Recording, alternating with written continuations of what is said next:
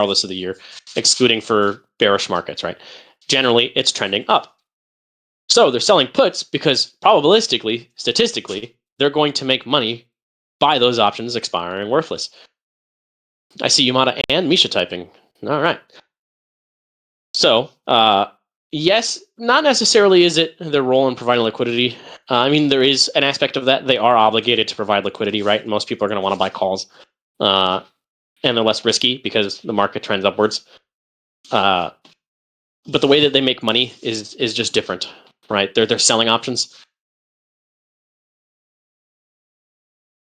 And again, selling puts more likely to expire worthless than selling a call. If the data is showing a potential trend to downside, and I want to avoid data decay,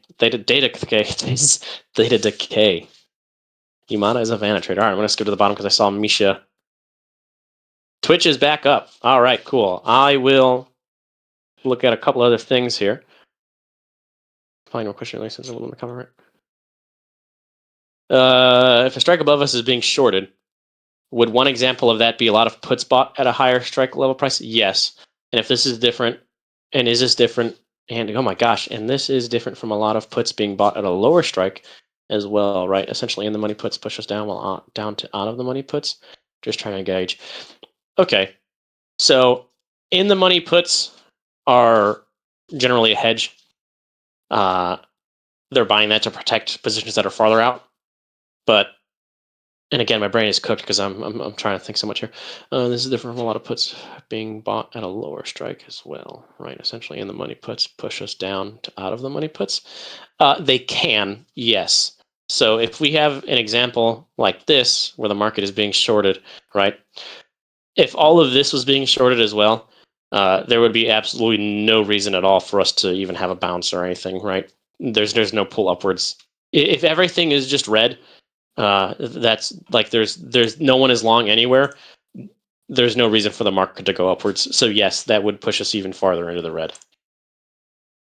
So the Twitch is back up. So I'm going to start here, right?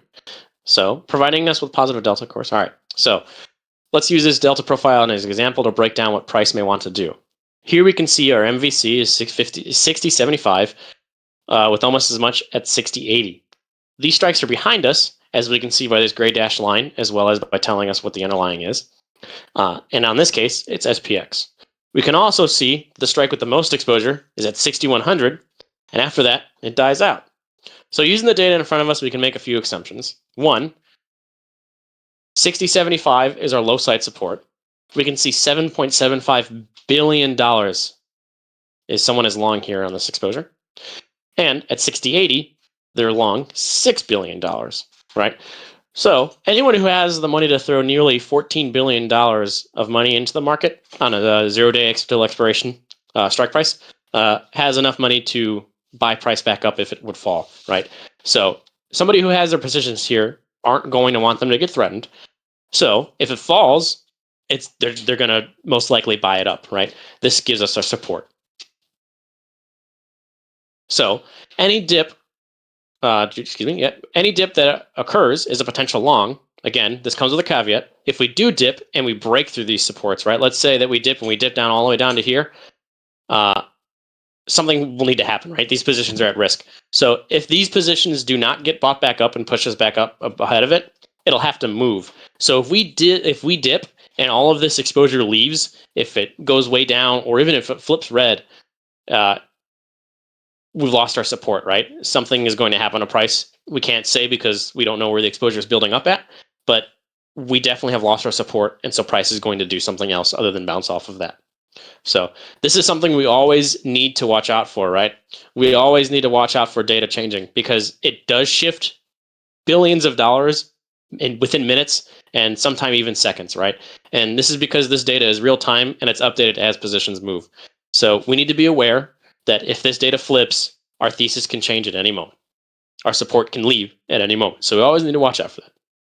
Another thing that we need to be aware of is if news were to break, say something catastrophic, like a major war, right? This exposure could potentially mean nothing, right? If war breaks out in Taiwan or China or America starts bombing everybody into oblivion, right?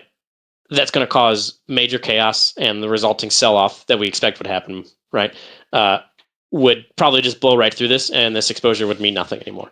So we need to be aware of that tail end risk, because that always is a possibility, right? And tail end risk just refers to the small possibility of really bad things happening. So 3, if 6080 is our support, and that means that 6100 is a potential target, as we can see, nothing is built up beyond this, indicating that should price reach this point here, there is nothing to send us higher. As we reach 6100, some profit will most likely be taken, and price would fall, setting us up for a potential short. Right, and as we can see here, this has happened exactly. This is the same day, about an hour later at 12:04 p.m. That price has indeed hit 6100. Right, and exposure has not grown beyond us, meaning we are exactly where we are, or excuse me, we are exactly where the most amount of upwards potential exists. We're there. So if no exposure grows beyond us, right, what's most likely to happen? We move towards the MVC, or just away from where we're at, because there's nothing else to propel us for there, which in this case is down a little bit. And again, we can see here at 122, that's exactly what has happened. We've moved back down to that spot. All right. We need to take a time to note the times here, right? I've included these timestamps, and I'm saying them for a reason, right? Because if we would have taken a short on this in options, this $10 movement, not even, what are we at, 60.90? So let's say 6,100, yeah, so $10 of movement, right? Over the course of an hour and 20 minutes would have probably got us no value, because theta would have just tore us up if we were on a 0 day. So for people who are a little bit farther out, like somebody asked if we were to buy a week out or a few days, they might have gotten some value out of it. But for a 0 day till expiration, this little bit of range, you'd want to stay away from, because the potential for profit here is so little, right? This is also during New York lunch, where volume drops. So you could have bought a short, and even though if you were right, you could have just gotten eaten alive by theta decay. So being aware of what session we're in, what time we're in, as well as how much movement we're expecting, which in $10 of movement here on SPX is nothing. This isn't exactly a good example of a trade that you would want to take. This is just an example of how price might bounce around a little bit if we saw something like this. So futures, however, you could have held through that for that hour, and your thesis was correct, and you could have captured 10 points of movement. I do not have a PDF of this, but you can copy it. You can just go up to File. Whoa, dang.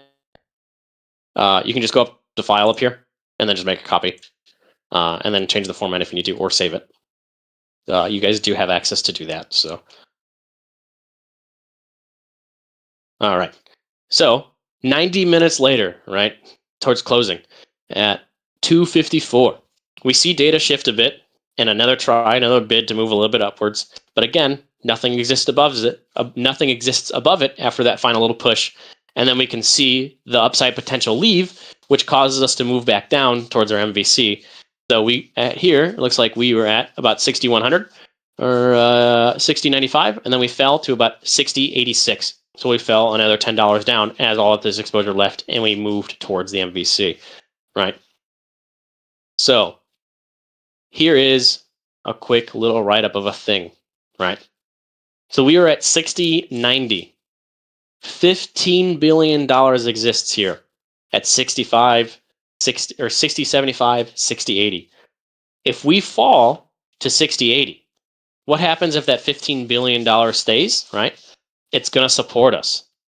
And if we have support and we have positive exposure in front of us, what is price most likely going to do? It's going to want to move up a little, all right? And if we have no positive exposure in front of us, what does price want to do? It's going to stop moving up. It might fall back down, right? And if the positive exposure behind us leaves, what is price going to want to do? What if our support leaves? It's going to want to fall. Positive exposure positive exposure leaving means our support is disappearing. If our support is leaving, there's nothing to hold us up, which means price will fall. If price rises to 6,100, but exposure doesn't move up, or exposure doesn't move, it doesn't build up farther out of us, what is it going to do? What happens to price? It either stays or falls. What's most likely? It's going to move where the MVC is, which in this case is above us, or below us 60, so it's going to travel back down a little bit.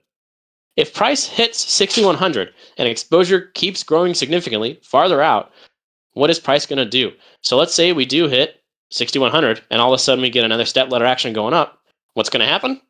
Price is going to want to follow that step ladder, and it's going to want to keep going up. So this is just a quick breakdown, basically, of what everything we just talked about right here in these little charts about the delta and all that, as well as what exposure may want us to do price-wise.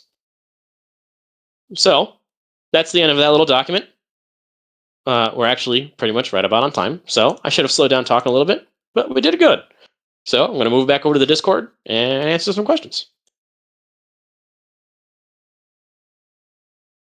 Yamada, how's it going? It's pretty good. Finally, still sick, obviously. Sounds like it, yeah. Yeah, but finally the first day I've woken up where I'm not more sick. So I figured I'd just kind of chime in here and help you answer some questions on exposures and stuff like that. You did a pretty good job covering the basics of what is sort of it's important that we understand how to read it by default first before we start to get kind of creative with, where things can go wrong in reading the data. But you did a good job covering sort of the standard view, I'd say. That's good. Yep, and that's exactly what this class was meant for. So this is to give us kind of a base idea of how a large percentage of us kind of trade here. So we broke it down from two different types of things, from an option standpoint and a little bit of a future standpoint there with that delta profile at the end. So I appreciate the kind words. Thank you. Yo, it's well deserved. So, Rekius, do we have any questions here at the end? Any things that you've saved for us? Excellent. Scroll up. All right. Here we go. Save for the end. I noticed Friday had a lot of overall exposure compared to previous days. Does this magnitude make a difference compared to lower magnitude exposures, assembling similar short and long proportions? This is an excellent question. So, even though I made a talk about, there's $7 billion here, there's $10 billion here, $15 billion. If there's $1 trillion candle, that $15 billion means nothing. So, it's not necessarily about the amount of money that's in there. Some days we can see hundreds of millions of dollars. Some days we can see $1 billion. Some days we can see anywhere in between all of that. So it's just proportional on the day. And Friday is always going to have more exposure. It's always going to have more money there because that's weekly expiration. That's the end of the week. That is where market makers are going to sell more orders at. And the same is true of OPEX and quarterly expirations. All those things, you're going to see even more exposure on those days. Just because of how quarterlies and weeklies and OPEX and all of that stuff works. So we're not necessarily worried about the dollar amount. We are worried about, like you said, the magnitude of it and its proportion, right? So we can even go and take a look at Friday.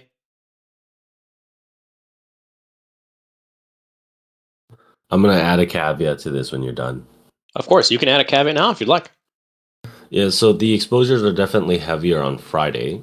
And if you guys kind of remember back to when we were trading OPEX week, the Monday and the Tuesday opening, right?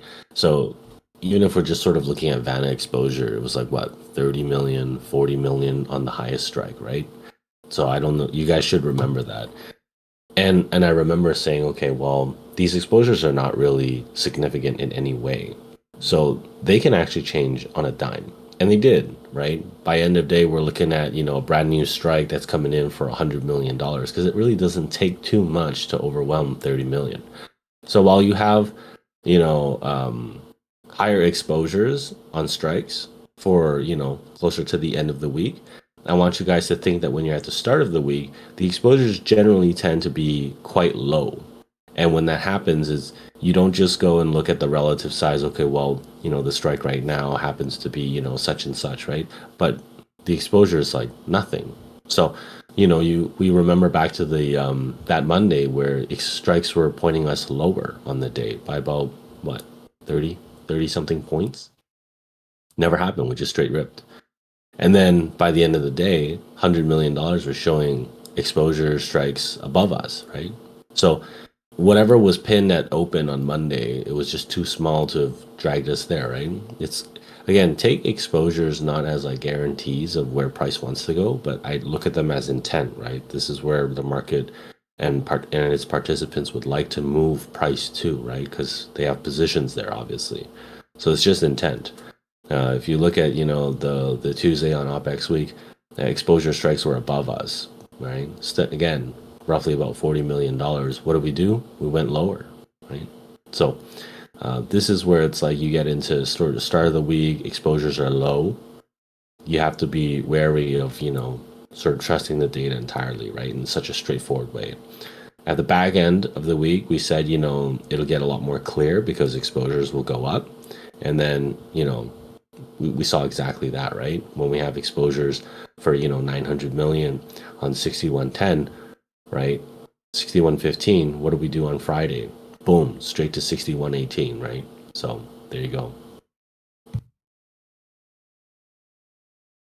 For sure. Sorry, on the Thursday, yeah. Yeah, for sure. Exposures are never a guarantee. They can give us an idea, a direction, some insight, but they're never a guarantee.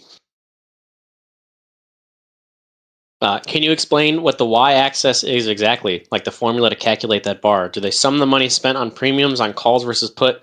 Is why some strikes are in positive and others negative?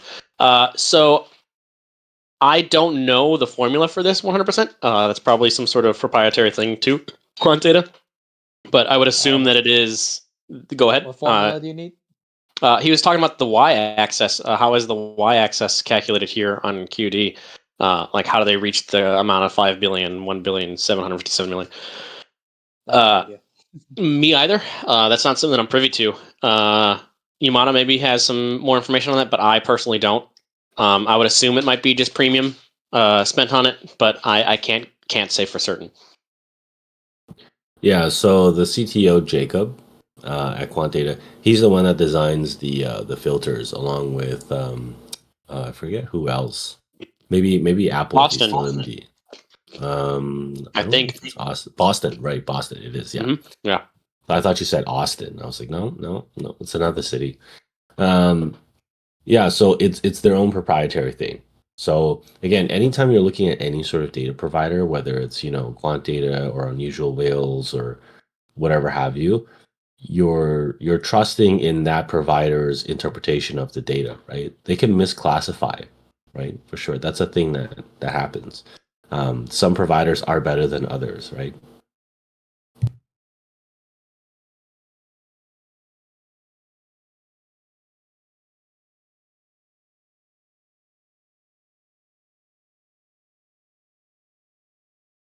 So Obi's got a question here, but I don't know if we want to get through the GEX one first. So I get that GEX is where price is likely to pull to. What is DEX and VEX signal? So I'm not quite sure what you mean by that. GEX is like an accelerant to our delta, so it adds value, and delta is our value. So I'm not really sure what they mean by that. Yamada, if you have some a little bit more on that. This might work into Obi's question, so I'll just read it out loud. Obi asks, can you explain my comment that I wrote earlier in more detail that Delta and Gamma are player, bracket retail sided, whereas Vanna are dealer or market maker sided? And why do I personally put more weight on Vanna than Delta or Gamma? That's a really good question, right? So all of us run, unless you're on sell side, all of us are running a Delta forward strategy. So we care actually about price movement. The only time that you're running a strategy that doesn't care about Delta is when you're on basically sell side, where you just don't care if candles go nowhere. So why wouldn't we just be looking at Delta and Gamma, right? So you're playing Gamma forward. You're looking at where Delta and Gamma is being positioned in the market. That makes sense, right?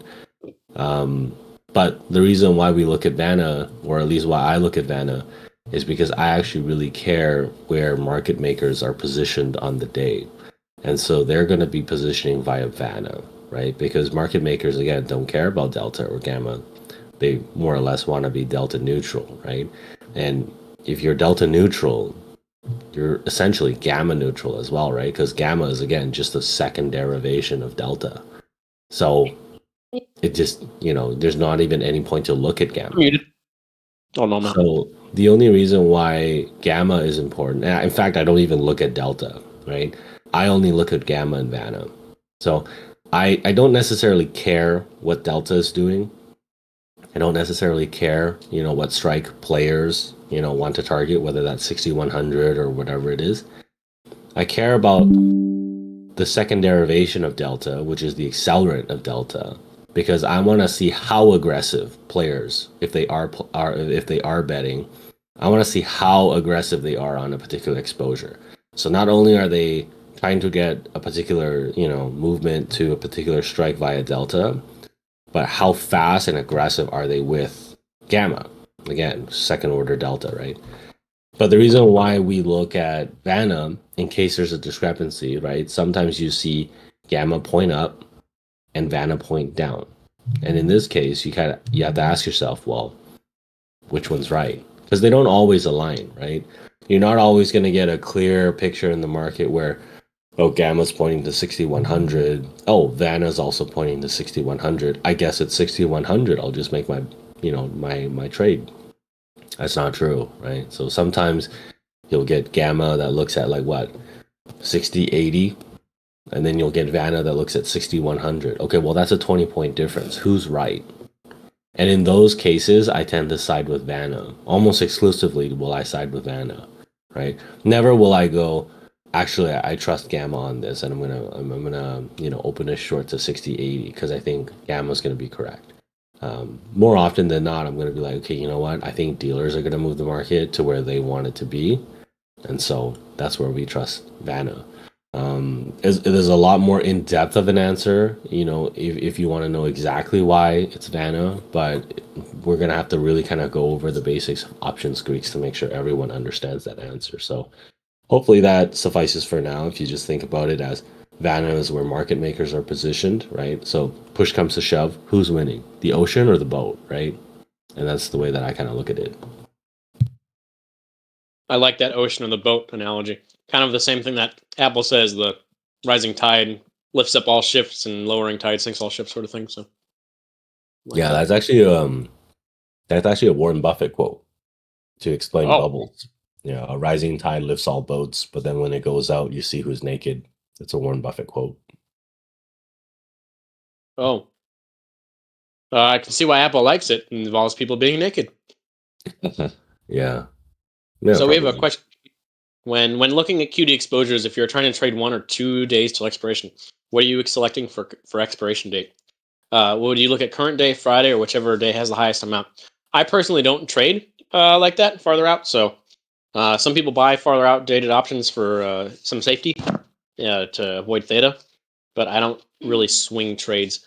Um, Imana, if you have anything to say about that, I know you're mostly intraday as well. Yeah, I'm gonna reply to Jim Toro first because he was slightly confused about my answer. Okay, no He problem. says, he says, Yumad, I'm slightly confused. I thought you said before you like futures because you have to watch delta. Sorry if I misunderstood. So slight misunderstanding there, Jim Toro. We run a future strategy because it's delta forward, right? So it's almost pure delta, right? So it's just to capture like 10 points is going to be 10 points. There's not going to be any decay. That's the strategy.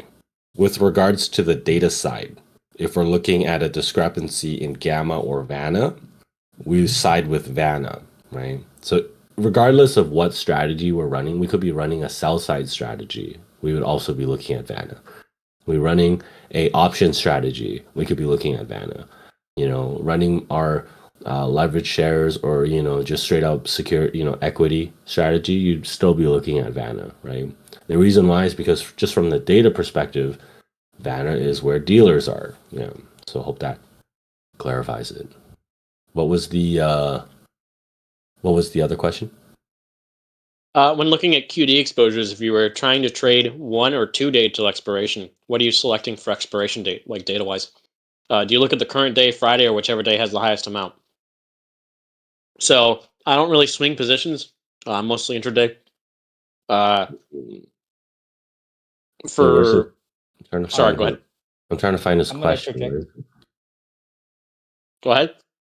Yeah, I don't recommend you trading swinging based off the data from 1 or 2 DTEs. I really recommend you guys to trade off the 0 DTE exposures. That's just my preference. Because you see like especially on lower volume days, if you look at the 1 or 2 days or even 4 or 5 days off, you're gonna get less net premium. And in the open, those can change drastically. So trade based off of the zero DTEs.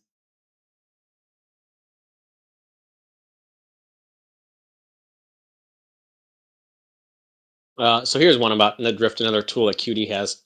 What it is. So NetDrift is just the visual representation of calls being put, or geez, calls being bought, calls being sold, puts being bought, puts being sold. So it's just a line graph. Excuse me. Let me see if I can find it here. NetDrift. So you can see here as prices trending down, all these calls and puts are being sold and bought stuff. So right here, calls are being bought and then calls are being sold. That's all it is. What's this? What is the advantages and risks of using a straddle strategy in market open? How can you volatility impact its effectiveness? So I don't use straddles. I know that there's several people in here who sell iron condors. Unless that is referring to the same thing, and I'm just not aware of that. But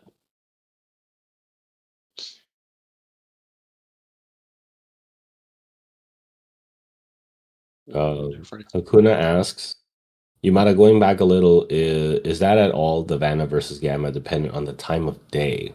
If I recall correctly, Apple Bottom Jeans places more importance on Vanna at the beginning of the day and Gamma towards the end of the day. Am I missing something? You're not missing something. That's one of the differences between me and Apple Bottom Jeans. I place regardless of what I'm looking at. So to me, regardless of whether it's Gamma or Delta or anything, you have to take these exposures because again they're filtered for expiration of that session, right? So if tomorrow is what, January 27th, our filters for these data are going to be January 27th. So when we're looking at any sort of strike, these exposures are meant to take us there by closing, right? So this is kind of what you saw on that Thursday where all day it was showing 61.10, 61.15, but it was really kind of grinding around, sub 6100.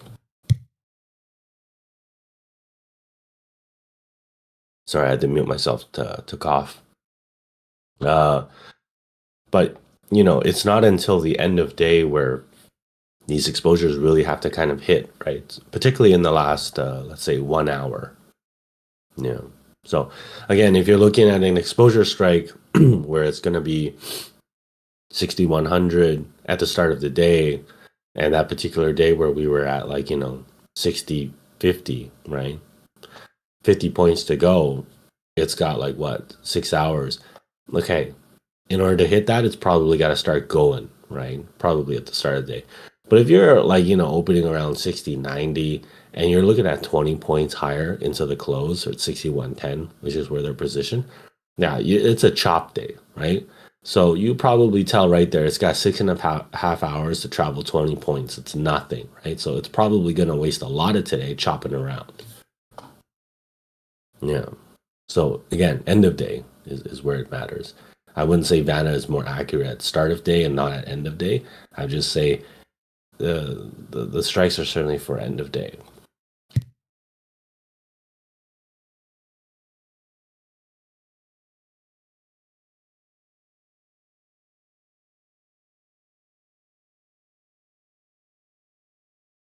Friday, Raymond said short delta came in late. Does that mean long delta is behind us and short delta is in front of us as the MVC was met and ready to pivot? I'm not sure what you mean by that. Does that mean long delta is behind us, so people are long behind us and short delta is in front of us?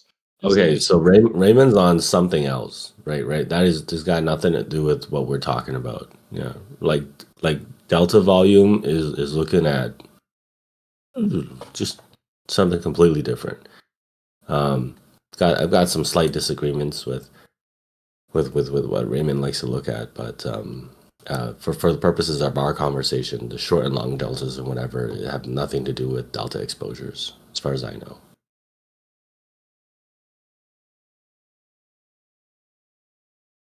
Hopefully someone has already answered this. How can I show my appreciation to the TA team in such time? This mostly 60,000 lost in profit, man. I follow the socials, man. I guess give a shout out wherever you can, man. Let people know what we're doing here. Yamato, do you have anything else to say about that? How can I show my appreciation to the OA team? I'm learning a lot in such a short time. This most certainly saved me thousands in loss of profit, and I learned on my own. Well, if you want to show support to the team, follow us on the socials, invite your friends to the Discord so we can grow the community. Um, yeah, be active, right? Attend the courses. Those, these sort of like sessions on Sunday are really helpful. Right? Chat, all of that. Just be part of the community. We welcome you guys. Absolutely.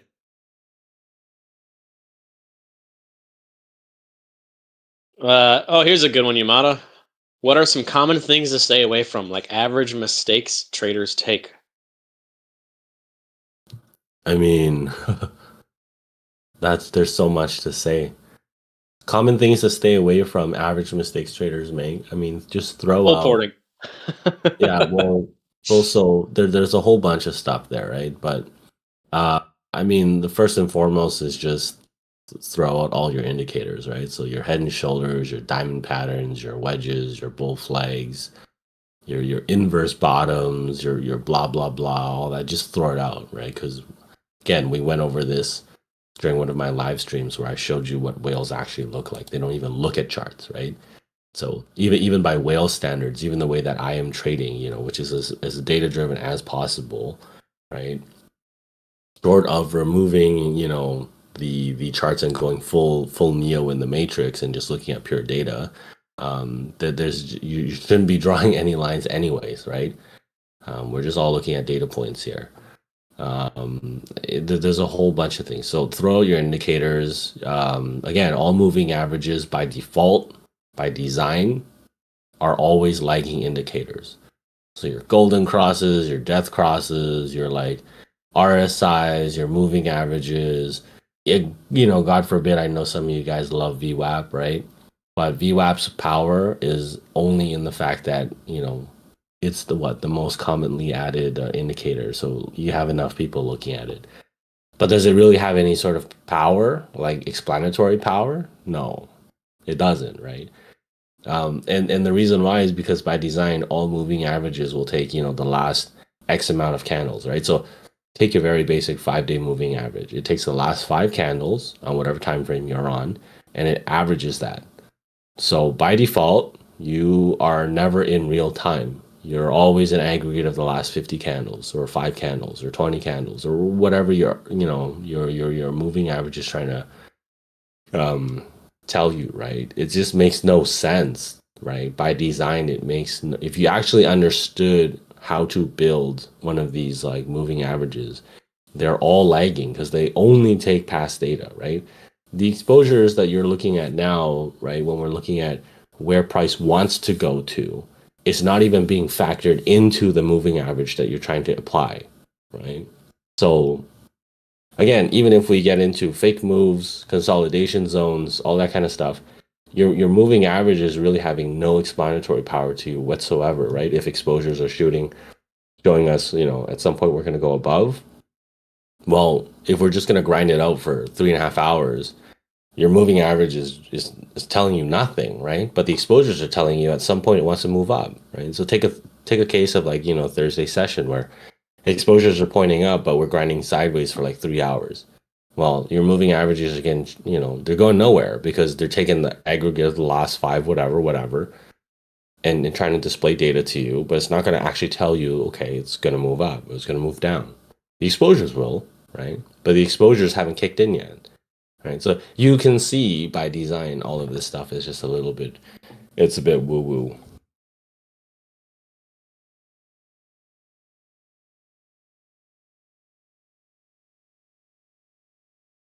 All right, I'm just going through here and looking at some other questions we might have. Will you repost the Google Doc?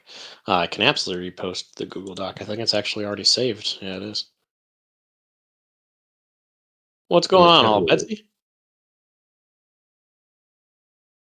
Absolutely. Hey, what's up?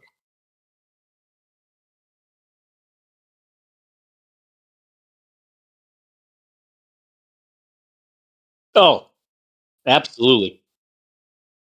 Where SPX goes, the overall market goes. I mean, a lot of tickers are kind of going to kind of follow suit. So if you're looking at Apple, Tesla, you see something, you see a big dip, more than likely you probably got a dip in SPX as well. But if you don't see the underlying change on the exposures on an individual ticker, there's a good chance for recovery and you still get movement to the MVC, if you will. Yeah.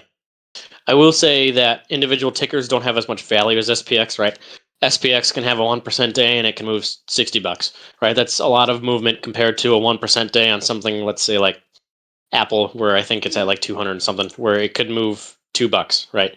So the amount of movement that you can experience within the same amount of percentage of movement is going to be higher dollar amount wise, and therefore you can have a little bit more value and stuff to work around with. So if you're trying to fight for a dollar move on a ticker, it may not be as easy to get as a dollar move on something else. So, and another point, I mean, just to kind of piggyback over what Yamada said, is if you see MVC and you see for a weekly expiration on a Friday, for example, those MVCs can be met, especially when you're dealing with OpEx early, and most of the time they are, because these are live dynamic trades, right? These people don't want to lose money either, so they're going to roll positions over. So a lot of times you're going to see rolling before you get to the options expiry date if those, targets or areas of interest aren't met already beforehand.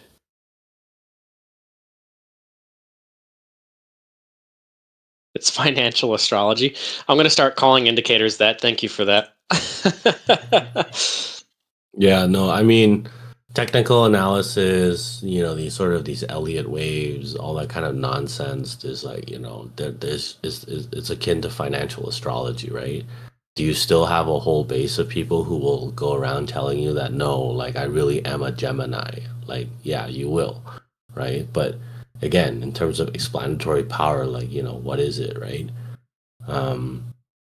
These patterns will fail just as many times as they work, right? So you can cherry pick examples and be like, okay, well, this time it worked. Maybe it's I have to find something, I'm missing something to finally, figure out when a Head and Shoulders will work successfully, right?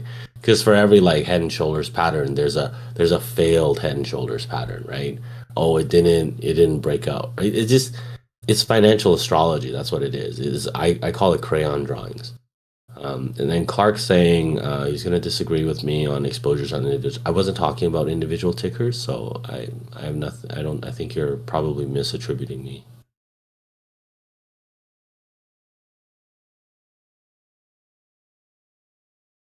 I know there's a lot of people that see us trade with quant data, and we use other tools as well. But if you're new to it and you get it and you're trying to look at it, I mean, yeah, you can see DAT, Vanna, Delta, Gamma, they're all pointing to a certain location. It's a good indicator, right?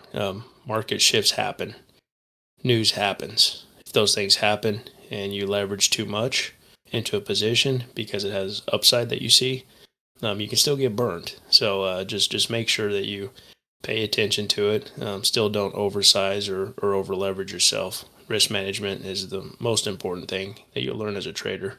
I just think it's important to kind of throw that out there when you have people who are eager to get data and start using it. I know I was there before. I've oversized before, and I felt the repercussions of it. Mm-hmm. I feel like oversizing and full porting and things like that are a common mistake that most people make in the beginning. It's just normal to want to make as much gains as fast as possible and not understand that if you're wrong, you can lose money and all that sort of stuff. But one thing I wanted to address, aka Mojo posted in here, said that I've been watching the newbie resources and also watching Tasty live videos on options. Sosnoff says it's best to trade at 45 days till expiration and close or roll positions at around 21 days. That way your thesis has time to be correct, or you can roll to get more time.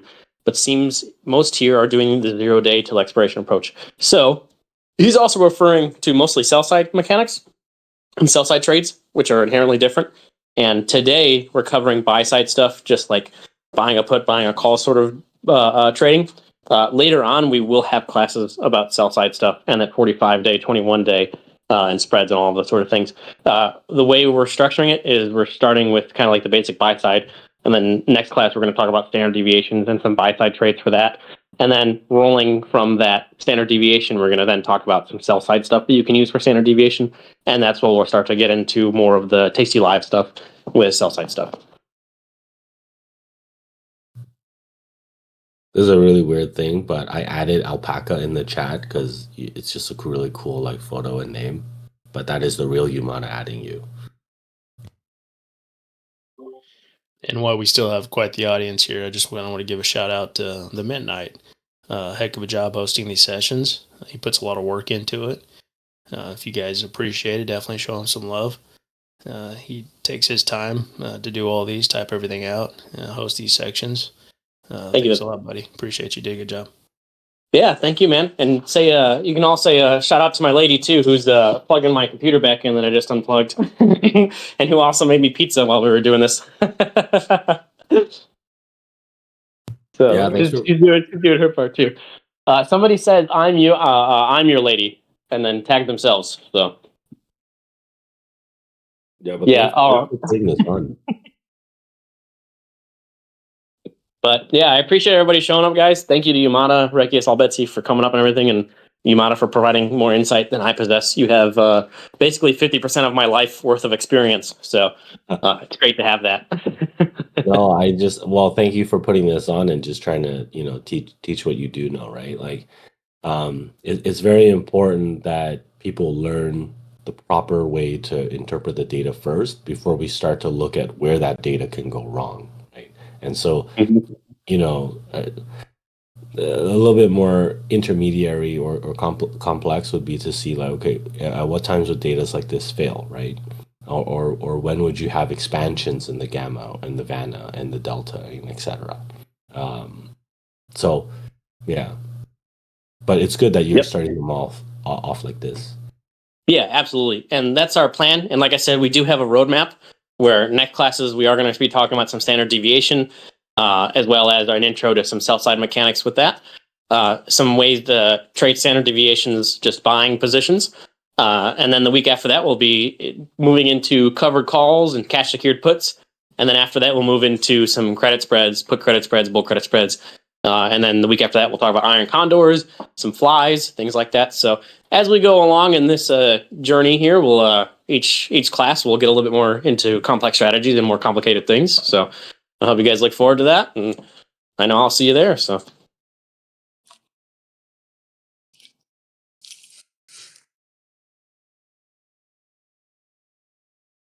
But if anyone else has any other questions real quick, we can answer some stuff. We got about 5 more minutes before planned time to end this. So do we ever look at Charm? Charm is really good for sell side stuff. There are a couple people who look at Charm for buy side. I personally don't, because I have yet to backtest that and to work that into my thesis to see how that works out for me. So I can't make comments on it. When was your first loss? That's a great question. So my first loss was day 1 and day 2. Combined, I lost about $230 or so. And then day 3, day 4, day 5, I had made about $2,300. After that initial success, I had a couple of positions, Apple actually, make me $500 or so throughout a week. And then the whole thing where a tsunami sinks all ships, right, happened. And I was in some Amazon and some other positions. And at the time, being new, I was like, oh, I have to diversify my portfolio of options. And I have to make sure that all of my money is holding a position right now. So I put all of my account into different positions. And all of them, of course, were calls, as a newbie does. And we had one down week, and I cooked like 30% of my portfolio off, just right off the top, just like that. Boop, gone. That was my big loss. That was about $1,300 worth of my portfolio, which at the time was a little under like $5,000 or so. So that hurt. And the next couple of days, I tried to recoup that and trade a little crazy. Lost some more money. I'd say maybe $300 or so. And then what really hurt me going later on, I had some success just with SPX and SPY, and almost fully recovered my portfolio from where it was at its peak. And my partner then lost her job. And that made me trade really crazy. So I started taking wild positions, and some of them were winners, some of them were losers. And I was making some days I was making $1,500 a day, trading crazy. And as we all know, people who do that are going to get burnt, and that happened to me. Yen carry trade came around, and for like 3 straight days, I just got absolutely destroyed. I lost like half of my portfolio. It was intense, right? I ended up walking away for a couple of weeks or not trading, not taking positions, because I didn't know how to come back from that. Mentally, that was really crazy for a newbie. And that just screwed my mental game up real bad. I'd say maybe a month or so after that, my partner still was not finding work, and that mentality was still there. And I was actually on stream one day trading, and I had about $1,100 worth of positions that were open, and they were all at about 50%. And I just held on to them because I just wanted to make more money, because my thought process was, she has no job, I just need to make as much as I can. And I held those positions into the dirt. They all expired worthless. And that took out pretty much the rest of me. So as of now, I've been trading with only a few $100s just to try and get back into that and really work myself back into the mindset of not being an idiot, more or less, now that she is working on all of that. But it's damaging to have that all happen, and you need to address it, and you need to say, hey, I need to cut this crap off. Like, I need to stop this. I need to stop sizing in so heavy. I need to just stop throwing crap at a wall and hoping it sticks. Like, I need to actually hammer out a plan and follow it and test it. That was more long-winded than I would think you were expecting, but hopefully that answered your question. And yes, this will be recorded. It should be posted to Twitch immediately afterwards.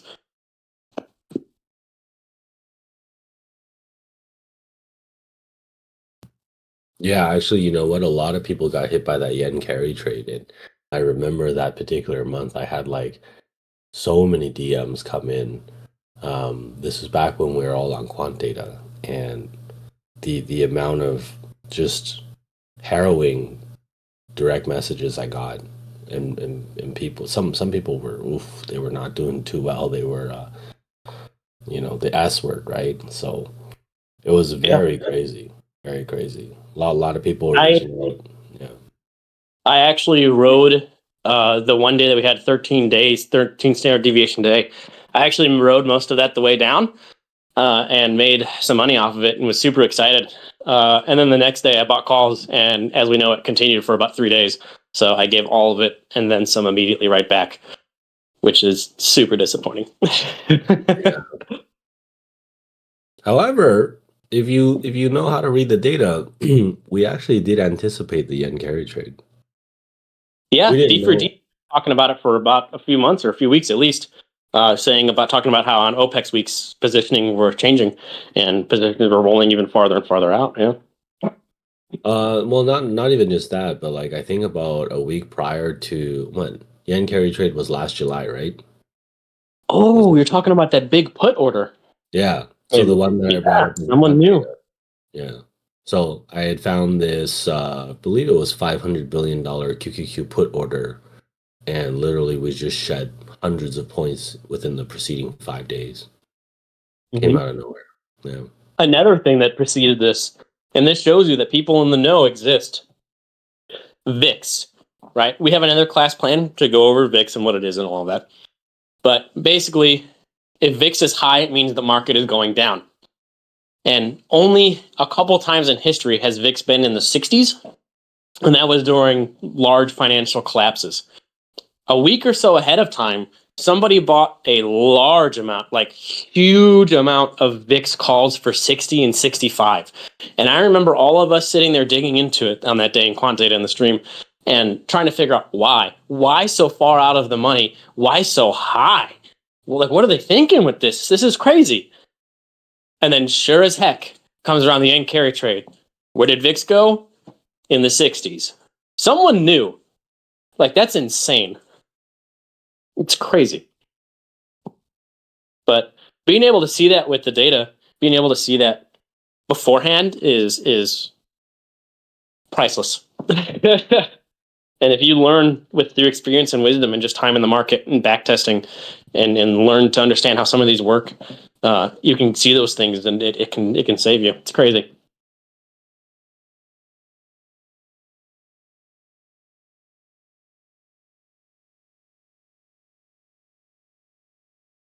I like to move in. Where'd you go?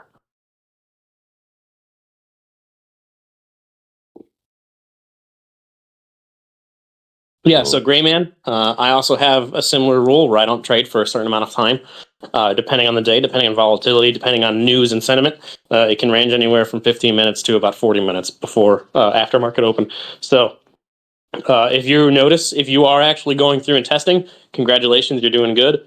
Like you're journaling these things and you're looking back at them, and you know that a lot of your red days are during a certain amount of time. Make yourself a rule: stop trading during that time. Simple as that.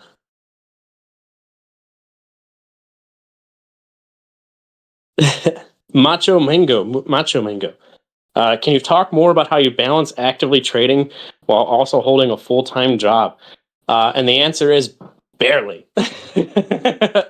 I have a little chart up on my desk at work, and I just look at it, and if the data is showing something and there's no movement, I can look over at it and I can say, okay, there's a potential here, and I may take a position on that. I definitely don't recommend it because the days where I have made money is where I'm at home and I'm able to watch and be attentive. And while I'm at work, I generally lose money overall. So it's not something I recommend doing. But if you are at home, like you work from home, you just got to manage that yourself and see if you can do it. I always will recommend paper trading. Paper trade because it's not going to lose you money. And if you are work from home, just do the same thing. Put a chart, keep the chart and the data up.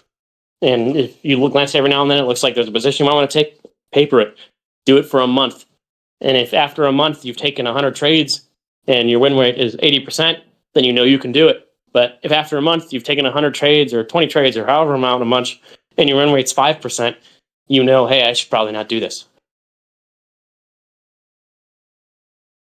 So Albert was asking me if I'm going to trade this week. It really depends on how I wake up tomorrow. I'm quite sick, so today's the first day that I woke up not feeling worse than when I went to bed. So hopefully that means I'm on the road to recovery now. Um, but in terms of I mean, even just sitting here, my back and my rib cage are so sore from just coughing all the weekend. It's hard to kind of stay put. So we'll see. Well, if I feel better, I'll jump on. Otherwise, probably not, right? Because again, the number one rule is fit for duty. So if you guys are not fit for duty, you have no business being in the market making financial decisions, right? You don't have to force yourself every day to come to the market and try to make something happen. Yep. Leaving with this, I will say for people who, AK Mojo, for example, here says 100 trades, 80% win rate is a good like goal to work towards in a paper count.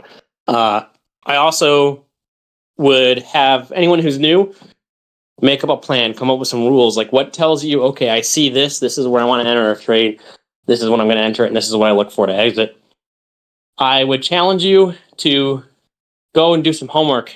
And we even have a journaling section here that you can make your own thread in and write out your own rules and say, hey, this is what I'm looking for a trade. This is why I take it.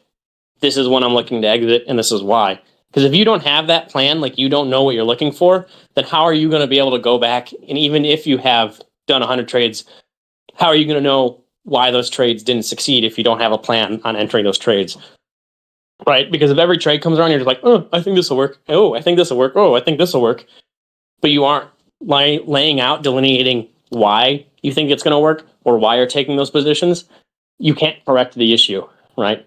Because you don't know what you're doing wrong because you're just throwing stuff at a wall hoping it sticks. So homework for everybody, write out some rules, write a plan. What makes you want to take a position? What makes you say I can exit this position now? But I'm pretty much all wrapped up. If you guys have anything else to say, if not, then we can call it here. Oh, yes. And of course, don't forget to follow our socials, guys. That's how you can support us. That's how you can show some love for and appreciation for everything we do here.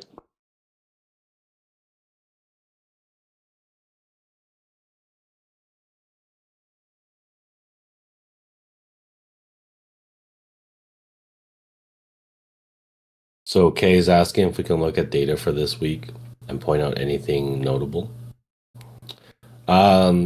Kay, it's earnings season, right? So that started, and you guys haven't seen. Well, maybe I don't know. At least you guys haven't traded through an earnings season with me. But what I will tell you is the data is going to be absolutely full of nonsense. You're going to see, even if it wants to, like, say, pop on a particular earnings, you're going to see that it's going to try to shake out every single long before that happens, right? So the data is going to be very tricky going into earnings seasons. I'm not a terrible fan of actually trading through earnings seasons, particularly when there's big earnings. You also have FOMC this Wednesday, so any sort of notable sort of data right now is going to change so quick. Going into these earnings releases, going into FOMC, that whatever snapshot we're going to look at today is really going to disappear probably even by tomorrow or Tuesday session. You've got some quite notable earnings coming out on Wednesday, right? So Wednesday before open, you've got ASML. That's obviously like the largest, probably the most core of the semiconductor. I wouldn't say they're a foundry, but like certainly like their machines are required to make all of the chips. So if their demand is going down, we'll see how that impacts Nvidia and the rest of the tech and stuff like that for this AI trade that's coming out basically Wednesday before open. Then you have FOMC, right? So yeah, again, all the data we'd be looking at right now is pretty premature. We do know that last week we had about $8 billion positioned on 16-100. So whatever they're looking at for this week, again, they're not going to be placing bets now. They'd be placing bets like last week. So 8 billion on 6100 is probably the most notable one as of right now. You might get a small trickle in of exposures that come in throughout the week, and it might be notable. It might do something, it might not, but they're certainly not going to be, on the Wednesday of putting in some big order in. Sometimes they do, sometimes they don't. Sometimes that order comes in, already for the week. So we might have already seen that last Wednesday. But for looking at data, I'm sure if you're here during market hours, NPO is more than willing to look at some stuff like that while nothing's happening too much in the market during the normal days. So, but one last question here, Joller. I recommend Thinkorswim, TOS, for paper trading complex strategies. Webull also has a decent paper trade. And I use Tasty Trade to build my trades, and then I put them on in Thinkorswim. So it's a little complicated system, but it's nice. And Clark, this is excellent advice for everyone here. Every time you make a mistake, write out a rule and stick on a sticky note, put it on your wall. Maybe not every time, but definitely if you notice yourself making consistent issues or things that need correction. So, but yeah, that's pretty much all I got. Oh, I will answer this one last thing. Starry Night, if you only had $100 to start, how would you grow it? I wouldn't, because at $100, you can just go work a regular job and save up some money faster than you could grow that, being safe and realistic. You might learn some great things along the way, but you're going to save money is going to be the easiest way to grow that $100 at first. Oh, so for that list of paper trading, Webull has a decent paper trade. But Thinkorswim is the one that you're going to use for complex strategies. Thinkorswim is going to have paper trading for all types of strategies. I would overall recommend that. It's a little clunky to use. Tasty Trade, I recommend for a regular broker because it tells you probability of profit and all those things. So I personally use Tasty Trade to build my trades, and then I put them on in Thinkorswim paper. So, all right, guys, I'm heading out. Appreciate you guys showing up. Appreciate all the love, and catch you guys later.